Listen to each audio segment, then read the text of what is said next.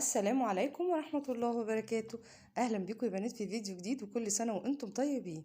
يلا إن شاء الله هنعمل النهاردة إعادة تدوير لبكر السلك ده. عارفينه بكر السلك بتاع الكهرباء ده؟ بتبقى جاية كده اللفة دي عليها سلك كتير كده، تمام؟ ما ترميهاش خالص، هنعمل بيها فكرة جميلة جدا، وفكرة بتتباع غالية. انت هتعمليها بتكلفة لا تكاد يعني تذكر. يعني احنا قلنا قبل كده الاستيكر ده كان ب7.5، وجبنا منه عملنا الحلقة اللي فاتت شوية حاجات كده بنص متر، وهنعمل النهاردة برضو حاجات بنص متر، يعني 3 جنيه، مش حاجة خالص. يلا نبتدي. هاخد كده حجم، هقص على قد الدورية اللي معايا دايرتين، هنقص دايرتين، واحدة ورا وواحدة قدام، يعني هنغلف الشكل معانا ده كله، تمام؟ وهنقص كمان، قصيت واحدة تانية وهلزقها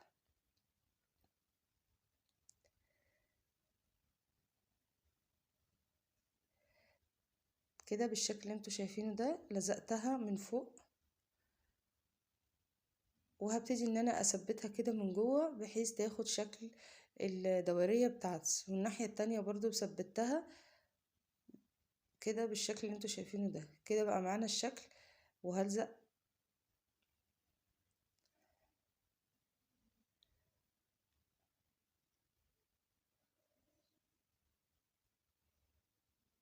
خلاص. كده لزقنا يعني الشكلين،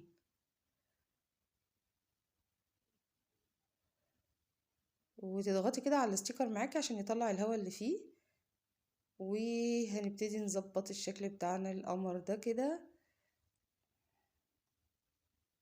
خلاص كده بدأنا تبان بتاعتنا، وهنقص كمان حتة للنص اللي انتوا شايفينه ده، حتة صغيرة كده على قد النص من جوه. وهنقص كمان الحتت اللي باينة دي كلها هتتغلف معايا، يعني العجلة دي هتتغلف كلها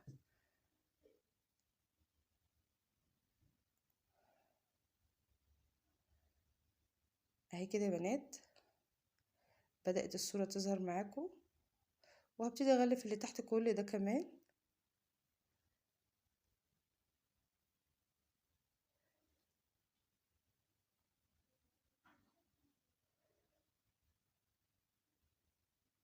هي الفكرة كلها بتاعت الفيديو هنا في تغليف العجلة دي.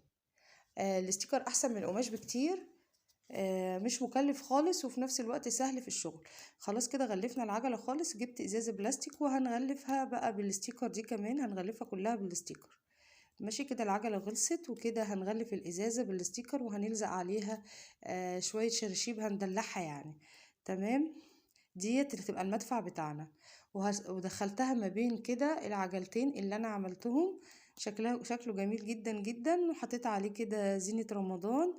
كل سنة وانتم طيبين. فكرة سهلة من بكرة البلاستيك، من بكرة السلك، يا رب تعملوها. ولا كرتون بقى ولا وجع دماغ، لا، العجلة جاهزة عندنا، احنا بس غلفناها وحطينا لها ازازة بلاستيك، ما كلفناش اي حاجة. فيديو ببلاش كالعادة. يا رب يعجبكم، والسلام عليكم ورحمة الله وبركاته. ما تنسوش تحطوا لايك وشير واشتراك في القناة. اشوفكم في فيديو جديد.